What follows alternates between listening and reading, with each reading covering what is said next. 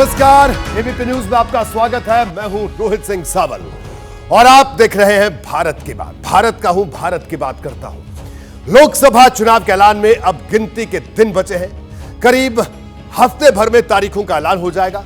सियासी पार्टियां इसी को ध्यान में रखकर चुनावी तैयारी कर रही हैं, विरोधियों पर हमले कर रही हैं और हमलों का जवाब भी दे रही हैं। लेकिन इन सब के बीच उत्तर प्रदेश से बड़ी खबर है। यह खबर उन 24 सीटों से जुड़ी है जिन पर बीजेपी ने अब तक उम्मीदवारों का ऐलान नहीं किया है।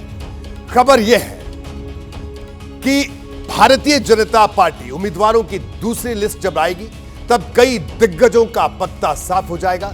हम आपको इसके बारे में पक्की खबर देने वाले हैं, लेकिन इससे पहले बीजेपी के 24 सीट का गणित देख लीजिए। देखिए क्या यह गणित है। यूपी में लोकसभा की 80 सीट है। पहली लिस्ट में बीजेपी 51 उम्मीदवारों का ऐलान कर चुकी है। इस लिहाज से बाकी बच गई 29 सीट। इनमें से 2 सीट वो जयंत चौधरी की आरएलडी को पहले ही दे चुकी है। वो इन सीटों पर उम्मीदवार का ऐलान भी कर चुके हैं। बची 27 सीट, इनमें से 2 सीट वो अनुप्रिया पटेल की अपना दल एस को दे सकते हैं और बची 25 सीट, इसमें से 1 सीट वो ओम प्रकाश राजभर की सुहेलदेव भारतीय समाज पार्टी यानी एस बीएसपी को देगी और बची हुई 24 सीट पर अपने उम्मीदवार उतारेगी। और इन्हीं 24 सीटों का सस्पेंस बीजेपी के नेताओं के दिल की धड़कन बढ़ा रहा है, क्योंकि मैं आपको पहले ही बता चुका हूं कि जब इन सीटों पर उम्मीदवारों के नाम का ऐलान होगा तब कई दिग्गजों के दिल टूट सकते हैं और कुछ सीटों पर बड़ा सरप्राइज सामने आ सकता है। ऐसी एक सीट है मेरठ की, जहां टिकट का समीकरण उलझता दिखाई दे रहा है। खबर है कि बीजेपी यहां से हैवीवेट प्रत्याशी उतार सकती है और इस वक्त की सबसे बड़ी खबर भी यही है। लोकसभा चुनाव से जुड़ी हुई भारतीय जनता पार्टी मेरठ सीट पर नए चेहरे को मौका दे सकती है। मेरठ से किसी सेलिब्रिटी को चुनाव लड़ाने की तैयारी है। मौजूदा सांसद राजेंद्र अग्रवाल का टिकट कट सकता है। सूत्रों के लिहाज से इस वक्त की बड़ी खबर मेरठ सीट को लेकर कि मेरठ से किसी सेलिब्रिटी को चुनावी मैदान में भारतीय जनता पार्टी उतार सकती है। इस वक्त की बड़ी खबर मेरठ को लेकर। और इस वक्त मेरे साथ मेरे सहयोगी वीरेश पांडे जुड़ गए इस खबर पर ज्यादा जानकारी के लिए। उनसे हम बात करते हैं। वीरेश मेरे साथ हैं। जी वीरेश, जिस तरह से अभी यूपी को लेकर सभी की रुचि बनी हुई है और एक खबर है कि मेरठ से किसी सेलिब्रिटी पर भारतीय जनता पार्टी दांव खेल सकती है, बड़ी खबर इस वक्त की। जी वीरेश। देखिए, अगर हम बात करें कि जो पहली बार में पास नहीं होता है उसको ग्रेस मार्क से पास होना होता है तो उसके मन में धुकधुकी रहती है। राजेंद्र अग्रवाल मेरठ से टिकट कटना तय है और उनकी जगह पर उन्हीं की बिरादरी के एक अभिनेता की बात चल रही है और माना यह जा रहा है कि इस वक्त पूरा हिंदुस्तान राममय हुआ है तो राम की भूमिका निभाने वाले अरुण गोविल वहां से प्रत्याशी हो सकते हैं। यह सोर्सेस से खबर आ रही है कि अरुण गोविल मेरठ से प्रत्याशी हो सकते हैं। वहां के एक कद्दावर नेता से मेरी बात हो रही थी तो उन्होंने कहा भाई साहब आपकी बात में दम है। तो यह माना जा रहा है कि राजेंद्र अग्रवाल की जगह पर कोई अभिनेता, और माना यह जा रहा है कि अरुण गोविल जो अग्रवाल जो बनिया समाज से आते हैं उनको टिकट मिलेगा, यानी अग्रवाल की जगह पर अग्रवाल। बिल्कुल वीरेश, आपका शुक्रिया, बड़ी खबर आपने दी। आगे बढ़ते हैं। तो देखिए वीरेश पांडे बड़ी खबर बता रहे थे मेरे सहयोगी। राजेंद्र अग्रवाल बीजेपी का बड़ा चेहरा है। वो पिछले 3 चुनाव में इस सीट से जीतते रहे हैं, लेकिन बीजेपी इस बार यहां कैंडिडेट बदलकर बड़ा सरप्राइज दे सकती है। हालांकि ऐसे सरप्राइज कई और सीटों पर भी दिखाई दे सकते हैं। आपको उन सीटों के बारे में भी बता देता हूं जहां जहां भारतीय जनता पार्टी इस तरह के सरप्राइज दे सकती है। गाजियाबाद लोकसभा सीट से बीजेपी जनरल वीके सिंह पर का टिकट काट सकती है। वीके सिंह ने पिछले 2 लोकसभा चुनाव इसी सीट से जीते हैं, लेकिन बीजेपी अब उनकी जगह अनिल अग्रवाल या अनिल जैन को मौका दे सकती है। बरेली की सीट भी ऐसी है जहां पार्टी पूर्व केंद्रीय मंत्री संतोष गंगवार का टिकट काटकर नए चेहरों पर दांव लगा सकती है। बरेली सीट संतोष गंगवार की परंपरागत सीट रही है। 2009 का चुनाव छोड़ दें तो 1989 से ये गंगवार यहां से कभी भी चुनाव नहीं हारे हैं। गाजियाबाद और बरेली बीजेपी के गढ़ हैं। पार्टी अब यहां से युवाओं को मौका देना चाहती है। यह लीडरशिप की 2nd और 3rd लाइन तैयार करने वाली बीजेपी की पॉलिसी को सूट भी करता है। हालांकि 3 सीट ऐसी भी हैं जिन पर बीजेपी बदलाव से बचती दिखाई दे रही है। इन 3 में से 2 बेहद खास हैं। ये सीट कौन कौन सी हो सकती हैं, ये भी मैं आपको बता दूं। चर्चा थी कि पीलीभीत से वरुण गांधी का टिकट कट सकता है, लेकिन अभी जो जानकारी मिल रही है उसके मुताबिक पार्टी वरुण गांधी को टिकट देने पर विचार कर रही है। पीलीभीत सीट 2009 से लगातार बीजेपी के पास है। सुल्तानपुर की सीट से मेनका गांधी सांसद है। खबर है कि पार्टी इस बार भी उन्हें ही मैदान में उतारने का पर विचार कर रही है, क्योंकि इससे पहले ही कहा जा रहा था कि दोनों का टिकट कटना तय है। पिछले 2 चुनाव में बीजेपी यहां पर जीती है। इसी तरह देवरिया की सीट है, जहां से पार्टी एक बार फिर मौजूदा सांसद रमापति राम त्रिपाठी पर दांव लगा सकती है, लेकिन पार्टी यहां से किसी नए युवा चेहरे को भी आजमा सकती है। वैसे जब तक फाइनल लिस्ट आ नहीं जाती, यूपी में 24 सीटों पर बीजेपी उम्मीदवारों को लेकर सस्पेंस बना रहेगा, चर्चा बनी रहेगी। और 370 सीट का टारगेट लेकर मैदान में उतरी बीजेपी हर सीट के मामले में फूंक फूंक कर कदम रख रही है। उम्मीदवारों की अगली लिस्ट को लेकर उत्तर प्रदेश प्रभारी बैजयंत जय पांडा ने क्या कहा, यह भी आपको सुनवाते हैं।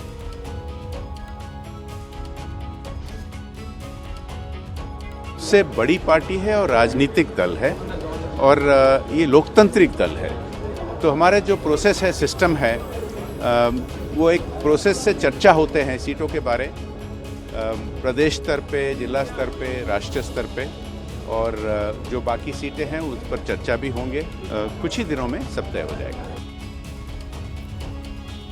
देखिए, जाहिर है बीजेपी उम्मीदवारों का आधिकारिक ऐलान तभी करेगी जब हर तरफ से संतुष्ट हो जाएगी। इसके लिए वो गठबंधन के सहयोगियों से भी बात करेगी, पार्टी के नेताओं और कार्यकर्ताओं का मिजाज भी देखेगी, इसके बाद ही कोई फैसला करेगी। लेकिन मुझे जो खबर मिली है उसके मुताबिक सहारनपुर और मैनपुरी, इन 2 सीटों पर उम्मीदवार करीब करीब फाइनल हो चुके हैं। देखिए, बीजेपी सहारनपुर से सुरेश राणा को भी टिकट दे सकती है। वो यूपी में गन्ना मंत्री रह चुके हैं, इलाके में ठीक ठाक पहचान रखते हैं। वैसे फिलहाल ये सीट बीएसपी के पास है, यहां हाजी फजलुर रहमान सांसद है। मैनपुरी सीट से बीजेपी यूपी के मंत्री जयवीर सिंह को मैदान में उतार सकती है। यह सीट फिलहाल समाजवादी पार्टी के पास है। डिंपल यादव ने यहां से 2022 का उपचुनाव जीता था। बीजेपी ने पिछले यानी 2019 के चुनाव में सहारनपुर से राघव लखनपाल को और मैनपुरी से रघुराज शाक्य को टिकट दिया था, लेकिन इस बार उम्मीदवार बदल दिया गया है। देखिए, यह समझना मुश्किल है नहीं कि बीजेपी हर पहलू पर ध्यान रख रही है। टिकट चाहने वाले नेताओं की लोकप्रियता के साथ साथ सामाजिक समीकरणों पर भी उसकी पूरी नजर है। इसलिए उम्मीदवारों की दूसरी लिस्ट पर फाइनल मुहर के लिए अभी थोड़ा और इंतजार करना पड़ सकता है। बात करते हैं अगली खबर। जी हां, अगली खबर गुजरात से, जहां कल राहुल गांधी की भारत जोड़ो न्याय यात्रा पहुंचने वाली है। गुजरात बड़ा अहम राज्य है। राहुल गांधी अपनी यात्रा लेकर जिस भी राज्य में पहुंच रहे हैं, वहां उनका स्वागत कांग्रेस के नेता और कार्यकर्ता तो करते ही हैं, लेकिन बीजेपी भी हर राज्य में राहुल गांधी का स्वागत करती आ रही है। यह बात अलग है कि बीजेपी के स्वागत करने का तरीका थोड़ा अलग है। ऐसा मैं क्यों कह रहा हूं, सबसे पहले आपको वो बताता हूं, जरा उस गणित को समझिए। राहुल की यात्रा जिस राज्य में जा रही है, वहां के लिए बीजेपी ने स्पेशल प्लान बनाया है। उस राज्य के बड़े कांग्रेस के नेताओं से को तोड़कर बीजेपी में शामिल करवाया जा रहा है। राहुल के गुजरात पहुंचने से पहले भी इसी तरह की सेंधमारी दिखाई दे रही है। इसकी शुरुआत हुई 4 फरवरी से, जब कांग्रेस के पूर्व विधायक चिराग पटेल बीजेपी में शामिल हो गए। इसके बाद 12 फरवरी को कांग्रेस के पूर्व विधायक सीजे चावड़ा भी पीएम मोदी से प्रभावित होकर बीजेपी में चले आए। 21 फरवरी को सूरत में कांग्रेस के बड़े नेता निकेत पटेल बीजेपी में शामिल हुए और राहुल के गुजरात पहुंचने से ठीक पहले कांग्रेस के बड़े नेताओं ने इस्तीफा देना शुरू कर दिया है। 4 मार्च को कांग्रेस के कार्यकारी अध्यक्ष अम्बरीश देर ने पार्टी से इस्तीफा दे दिया। 4 मार्च को ही गुजरात कांग्रेस के पूर्व अध्यक्ष अर्जुन मोढवाडिया ने 40 साल तक कांग्रेस में रहने के बाद बीजेपी ज्वाइन कर ली। अर्जुन मोढवाडिया पोरबंदर से विधायक भी थे। इसके अलावा नवासारी से 2019 का लोकसभा चुनाव लड़ने वाले धर्मेश भीम पटेल ने भी कांग्रेस छोड़कर नया रास्ता चुन लिया है। तो यह भारतीय जनता पार्टी की रणनीति है। चुनाव से पहले कांग्रेस के इन नेताओं का बीजेपी में शामिल होना पार्टी के भीतर भगदड़ की स्थिति दिखाता है। और ऐसा भी नहीं है कि कोई छोटे मोटे नेता है। अर्जुन मोढवाडिया की अगर बात करें तो वो बड़ा नाम है, जो एक वक्त में कांग्रेस का सबसे बड़ा चेहरा था। नरेंद्र मोदी जब गुजरात के मुख्यमंत्री थे तो अर्जुन मोढवाडिया नेता विपक्ष थे। अब वो कहते हैं कि लोग कांग्रेस से तंग आ चुके हैं। बहुत से नेता ऐसे बाकी हैं जो आने वाले दिनों में कांग्रेस छोड़कर बीजेपी में शामिल होंगे। आज की जो कांग्रेस में जो लीडरशिप है, उनके सामने उसको जनता क्या चाहती है उससे कोई लेना देना नहीं। और इससे बहुत ही लोग कांग्रेस के कार्यकर्ता भी नाराज हुए। अब जीवन में जो भी चंद साल बचे हैं, मैं भारतीय जनता पार्टी के कार्यकर्ता के रूप में ईमानदारी से, कमिटमेंट के साथ काम करता रहूंगा। देखिए, ये ऐसे नेता हैं जिनके कांग्रेस ने बहुत कुछ दिया, लेकिन अब उन्हें लगता है कि गुजरात जैसे राज्य में भी कांग्रेस कुछ नहीं कर पाएगी, उभर नहीं पाएगी। वैसे भी गुजरात बीजेपी के लिए राजनीतिक वर्चस्व का मॉडल है। पंचायत से लेकर लोकसभा तक में बीजेपी का एक तरफा दबदबा गुजरात में इस वक्त है। 2014 के बाद से अगर यहां बात करें तो बीजेपी को और ज्यादा मजबूती मिली। पार्टी के जो दो सबसे बड़े चेहरे हैं वो दोनों इसी राज्य से आते हैं, और अमित शाह तो यही कहते हैं कि वो लोकसभा चुनाव की शुरुआत ही बीजेपी 100 सीटों की जीत के साथ करते हैं। इसमें यूपी की 74 सीटें हैं और गुजरात की सभी 26 सीटें। 2014 के लोकसभा चुनाव में यह भी देखा गया था। अब सवाल यह है कि राहुल गांधी जब 7 मार्च को गुजरात में अपनी यात्रा लेकर जाएंगे तो इस राज्य का माहौल कितना बदल पाएंगे। 2017 के विधानसभा चुनाव के बाद यह पहला मौका होगा जब राहुल गांधी गुजरात में पदयात्रा के साथ नुक्कड़ सभाओं को संबोधित करेंगे, लेकिन उनके गुजरात पहुंचने से पहले कांग्रेस के 4 विधायक और दर्जनों बड़े नेता बीजेपी में शामिल हो चुके हैं। हालात तो इतनी तेजी से बदल रहे हैं कि गुजरात विधानसभा में कांग्रेस के विधायकों की संख्या दहाई से घटकर इकाई के आंकड़े तक पहुंच सकती है। देखिए, कांग्रेस ने 2022 विधानसभा चुनाव में 182 में से 17 सीट जीती, यानी 10% से भी कम। लेकिन अब कांग्रेस के विधायकों की संख्या सिर्फ 13 रह गई है। 4 विधायक पार्टी छोड़कर बीजेपी में जा चुके हैं। आज शाम को ही अरविंद लदानी ने विधायक पद से इस्तीफा दे दिया। ये कांग्रेस के ऐसे नेता थे जो बीजेपी में जाने की बात को अब तक अफवाह करार दे रहे थे। और मुझे पता चला है कि कांग्रेस के 4 से 5 और विधायक अभी ऐसे हैं जो टूटकर बीजेपी में जा सकते हैं। अगर ऐसा हुआ तो गुजरात में कांग्रेस के विधायकों की संख्या सिंगल डिजिट में हो जाएगी। ऐसी हालत में अगर बीजेपी लोकसभा चुनाव में फिर एक बार गुजरात में क्लीन स्वीप करती है तो 2026 आते आते गुजरात से संसद में कांग्रेस का प्रतिनिधित्व भी शून्य हो जाएगा, क्योंकि गुजरात से पार्टी के इकलौते राज्यसभा सांसद शक्ति सिंह गोहिल का कार्यकाल भी खत्म हो जाएगा। गुजरात कांग्रेस में अभी जो विधायक बचे हैं वो पूरी ईमानदारी के साथ पार्टी से जुड़े रहने का दावा कर रहे हैं, लेकिन सच्चाई है कि इन विधायकों की अभी भी कोई गारंटी नहीं है। कोई कहता है कि विधायक बीजेपी में अपना भविष्य बेहतर देख रहे हैं, तो किसी को इसमें सियासी डर भी दिखाई दे रहा है। जो बड़े केंद्र के नेता थे, सेंट्रल लीडरशिप थे, जब वही अपनी अपनी कॉन्स्टिट्यूएंसी छोड़ करके राज्यसभा की सुरक्षित सीटों की तरफ भाग रहे हैं, जब वही नहीं पार्टी में टिक पा रहे और उनका सिर्फ एक ध्येय है कि हमें राज्यसभा के रास्ते से पार्लियामेंट जाना है, तो आप एक आम कार्यकर्ता या स्टेट के लीडरशिप को किस तरह से ब्लेम कर सकते हैं? देखिए, ऐसा नहीं है कि कांग्रेस ने गुजरात में उबरने की कोशिश नहीं की। 2017 के विधानसभा में कांग्रेस ने बीजेपी को कड़ी टक्कर दी थी, लेकिन जैसे ही कांग्रेस कोई बड़ा प्लान बनाती है, बीजेपी उसे तुरंत धराशायी कर देती है। इसके 2 बड़े उदाहरण मैं आपको बताता हूं, इससे और तस्वीर साफ होगी। 2017 विधानसभा चुनाव के बाद अल्पेश ठाकुर गुजरात में बड़े नेता के तौर पर उभर रहे थे, लेकिन 2019 के लोकसभा चुनाव के बाद उन्हें बीजेपी ने कांग्रेस से तोड़कर अपने साथ जोड़ लिया। इसी तरह 2022 के विधानसभा चुनाव से पहले कांग्रेस ने हार्दिक पटेल को भी साथ जोड़ लिया। हार्दिक पटेल को कांग्रेस गुजरात में बड़ा चेहरा प्रोजेक्ट कर रही थी, कार्यकारी अध्यक्ष भी बना दिया था, लेकिन उसके प्लान पर बीजेपी ने पानी फेर दिया। ऐसा नहीं है कि गुजरात में कांग्रेस मेहनत नहीं करती है, रणनीति नहीं बनाती है, लेकिन हकीकत यह है कि बीजेपी की रणनीति के आगे कांग्रेस हर बार ध्वस्त हो जाती है। आज मल्लिकार्जुन खड़गे की जुबान से यही दर्द सुनाई भी दिया। उन्होंने कहा, जब जब कांग्रेस बढ़ती है, बीजेपी उसे कुचलने की कोशिश करती है। जब कांग्रेस पार्टी आगे बढ़ती है तो उसको कुचलने का काम करते हैं। ये नेता सबको अंदर लेते हैं। उनके पास होम मिनिस्ट्री में एक बहुत बड़ा वॉशिंग मशीन है, बहुत बड़ा वॉशिंग मशीन। उसमें ये कलंकित लोगों को डालने के बाद वो सब क्लीन हो जाते हैं, वो क्लीन हो जाते हैं। अरे भाई, कल तक तो वो करप्ट था, कल तक तो जब तक कांग्रेस में था उसको गालियां देते थे, फिर अब क्यों आए भाई? तुम्हारे वॉशिंग मशीन में क्लीन हो गए। देखिए, कांग्रेस के पास समस्या तो है, लेकिन इसका समाधान नहीं है। गुजरात में 1995 के बाद कांग्रेस कभी भी सत्ता में नहीं लौटी। बड़े नेता साथ छोड़ते गए और लोकल लेवल से कांग्रेस साफ होती चली गई। इसकी एक बड़ी वजह केंद्रीय नेतृत्व की उदासीनता को भी माना गया।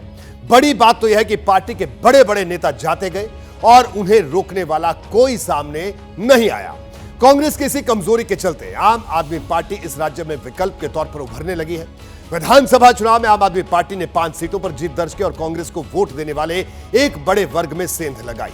हालांकि इस बार के लोकसभा चुनाव में कांग्रेस और आम आदमी पार्टी का गठबंधन हुआ और केजरीवाल की पार्टी भरूच और भावनगर सीट पर चुनाव लड़ रही है। सवाल यह है कि क्या यह गठबंधन मोदी की लोकप्रियता को कमजोर कर देगा या कांग्रेस के लिए ही मुसीबत खड़ी कर देगा? यह अपने आप में इस वक्त का बड़ा और अहम सवाल बना हुआ है। कांग्रेस और आप का गठबंधन गुजरात में अवश्य हुआ है, लेकिन पिछले असेंबली इलेक्शन में हमने देखा कि आपको कुछ ज्यादा वोट नहीं मिले और वो वोट भी वही मिले जो कांग्रेस से छटक कर वोट आप पार्टी को गए थे और कांग्रेस और आपके गठबंधन को कोई विशेष फायदा होने वाला नहीं है। देखिए, एक वक्त ऐसा भी था जब कांग्रेस गुजरात में 50% से ज्यादा वोट हासिल करती थी, लेकिन अब यह वोट बैंक आधा हो गया है। इसकी सबसे बड़ी वजह स्थानीय नेताओं का पार्टी से टूटना है।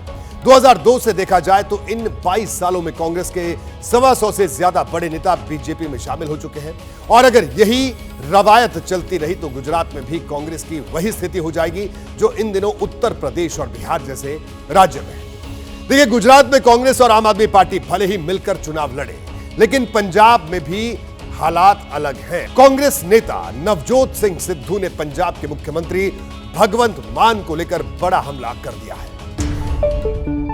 पंजाब में सीएम भगवंत मान पर नवजोत सिंह सिद्धू का बड़ा सियासी हमला। भगवंत मान बहरूपिया हैं, यह कहा है सिद्धू ने। भगवंत मान झूठे हैं, यह भी कहा है। आप सोचिए, गठबंधन भी हो रहा है और एक तरफ बयानबाजी भी हो रही है। झूठा कह दिया है भगवंत मान को नवजोत सिंह सिद्धू ने। पंजाब के मुख्यमंत्री पर यह बयान नवजोत सिंह सिद्धू ने दिया है। आप चीफ मिनिस्टर को लगातार क्रिटिसाइज करते हैं, लेकिन वो भी चट्टान की तरह रोज बोलते हैं भी इस बार पंजाब बनेगा हीरो और लोकसभा में 13-0, फिर 13 सीटें आम आदमी पार्टी जीतेगी और 0 बाकी लोग। एक्चुअली क्या है कि कुछ लोग बड़े ढीठ होते हैं। आपने टट्टू देखे खड़े हुए बाजार में, वो हिलते नहीं, टस से मस नहीं होते, पीछे खींचने की कोशिश करो। इनको पूछिए, जो आदमी सारे देश में दमगजे मारता हुआ, गाथाएं गाता हुआ अपने केजरीवाल साहब की सारे देश में घूमा, क्या उसे नोटा से कम वोटें नहीं पड़ी? हेलो ओए, क्या मतलब घिनौना मजाक इस मुख्यमंत्री का आपने चेहरा देखा है? ये कितना बड़ा बहरूपिया है। इतना बेअकल मुख्यमंत्री पंजाब की धरती पे पैदा ही नहीं हुआ आज तक, जो कहता है मैं 23 फसलों पे एमएसपी दे दूंगा। खड़ा होके गांव गांव कहता है 1 एकड़ के लिए हम बोनस 25,000 देंगे। अपनी वोट बैंक पॉलिटिक्स के लिए ये झूठ की पराकाष्ठा भी पार कर गए। ये उसी कांग्रेस पार्टी के नेता नवजोत सिंह सिद्धू हैं जिस कांग्रेस पार्टी ने दिल्ली में आम आदमी पार्टी के साथ गठबंधन किया है और पंजाब में बैठकर वो मुख्यमंत्री को बहरूपिया और न जाने क्या क्या कह रहे हैं। ऐसा नहीं है कि नवजोत सिंह सिद्धू अगर भगवंत मान पर हमलावर हैं तो पंजाब में गठबंधन नहीं चाहते। पंजाब में आम आदमी पार्टी के साथ गठबंधन पर उनका अलग स्टैंड है। उनका मानना है कि विधानसभा चुनाव में कांग्रेस भले ही आम आदमी पार्टी से मुकाबला कर ले, लेकिन लोकसभा चुनाव में बीजेपी को हराने के लिए वो आम आदमी पार्टी से गठबंधन के पक्ष में है। सुनिए, बड़े दुश्मन को मारना पहली जरूरत है और उसके बाद भाई जब चीफ मिनिस्टर का इलेक्शन होगा अलग अलग होकर लड़ लेना, चाव पूरे कर लेना। अलायंस होगा कई स्टेट्स में, पंजाब में ऐसा कुछ नहीं हुआ, तो वहाँ तो राहुल गांधी और केजरीवाल सब इकट्ठे बैठते हैं। यहाँ पर आप भगवंत मान को और आपके लोग जो हैं भगवंत मान को अटैक करते हैं, ये लोग भी कंफ्यूज होते हैं। देखिए, अटैक तो केजरीवाल साहब को भी करते हैं, कब नहीं किया, ये बात अलग है। मैंने कहा ना कि बड़ी जरूरत क्या है। तो साहब ये 2024 का लोकसभा चुनाव है, ये क्या क्या रंग दिखाएगा अभी आने वाले दिनों में देखिए। देखिए एक पुरानी कहावत है कि बूंद बूंद से घड़ा भरता है। राजनीति की भाषा में कहें तो मोदी की अगुवाई में एनडीए ने इस बार जो घड़ा तैयार किया उसमें 400 बूंदों की जरूरत है। इस घड़े में एक एक बूंद भरने के लिए बीजेपी बड़ी प्लानिंग कर रही है। लेकिन इस बीच आज एक बड़ा राजनीतिक डेवलपमेंट हुआ। मेरे पास ओडिशा की 21 लोकसभा सीटों को लेकर एक बड़ी खबर है जो मोदी के 400 पार वाले प्लान में अहम भूमिका निभा सकती है। खबर यह है कि ओडिशा में बीजू जनता दल के साथ बीजेपी का गठबंधन लगभग तय है। यह बड़ी खबर है। बीजेपी दफ्तर में आज कोर ग्रुप की बैठक हुई। इस बैठक में अमित शाह भी मौजूद थे। मुझे पता चला है कि इसी बैठक में ओडिशा की सीटों को लेकर रूपरेखा तैयार हुई और कई घंटे के मंथन के बाद जो ब्लूप्रिंट तैयार हुआ उसके हिसाब से लोकसभा चुनाव में बीजेपी ओडिशा में बड़े भाई की भूमिका में रहेगी। 2019 में बेशक नवीन पटनायक की पार्टी ने 21 में से 12 सीट अकेले दम पर जीती थी, लेकिन इस बार वो 7 से 8 सीटों पर चुनाव लड़ सकती है। यह हालांकि थोड़ा हैरान करने वाली बात जरूर है, लेकिन 2019 में ओडिशा के 8 लोकसभा सीट जीतने वाली बीजेपी इस बार बड़े भाई की भूमिका में रहते हुए 13 से 14 सीट पर अपने प्रत्याशी उतार सकती है। 2019 लोकसभा चुनाव में इन दोनों को पार्टियों को मिले वोट को अगर जोड़ दिया जाए तो ये 80% से ज्यादा था। ऐसे में ओडिशा की सभी 21 सीटों पर एनडीए की दावेदारी काफी मजबूत हो जाती है। ये अगर गठबंधन बनता है। बीजू जनता दल और बीजेपी के बीच गठबंधन की बातचीत पिछले एक हफ्ते से चल रही है। अब यह बातचीत अंतिम पड़ाव पर है। वैसे भी इन दोनों पार्टियों के बीच कोई वैचारिक मतभेद नहीं है। जब भी केंद्र में बीजेपी की सरकार को अगर जरूरत पड़ती तो नवीन पटनायक मदद करने में हमेशा सबसे आगे खड़े होते हैं। दिल्ली में जहां बीजेपी कोर कमेटी की बैठक चल रही है तो भुवनेश्वर में नवीन पटनायक के आवास पर भी मंथन हो रहा था, क्योंकि बात सिर्फ लोकसभा चुनाव की नहीं, बात विधानसभा चुनाव की भी है। जो लोकसभा चुनाव के साथ होंगे, दोनों दलों के बीच विधानसभा की सीटों का बंटवारा भी अंतिम दौर में है, ये भी सूत्र बता रहे हैं। लोकसभा चुनाव में जहां बीजेपी बड़े भाई की भूमिका में रहेगी तो विधानसभा चुनाव में बीजू जनता दल का कद बड़ा रहेगा। 2019 विधानसभा चुनाव में पटनायक की पार्टी ने 147 में से 112 सीट जीती, लेकिन इस बार वो 95 से 100 सीट पर प्रत्याशी उतार सकती है। और जिस बीजेपी ने 23 विधानसभा सीट जीती वो 46 से 52 सीटों पर अपने प्रत्याशी उतार सकती है। इसकी घोषणा आने वाले 1-2 दिन में हो सकती है, ऐसा माना जा रहा है। नवीन पटनायक लगातार 5 बार के ओडिशा के मुख्यमंत्री हैं। अगर इस बार भी वो चुनाव जीत जाते हैं तो नया रिकॉर्ड स्थापित करेंगे। वो देश के सबसे ज्यादा समय तक सीएम रहने वाले नेता भी बन सकते हैं। यानी इस सियासी दोस्ती में जितना फायदा मोदी को है उतना ही फायदा पटनायक को भी है।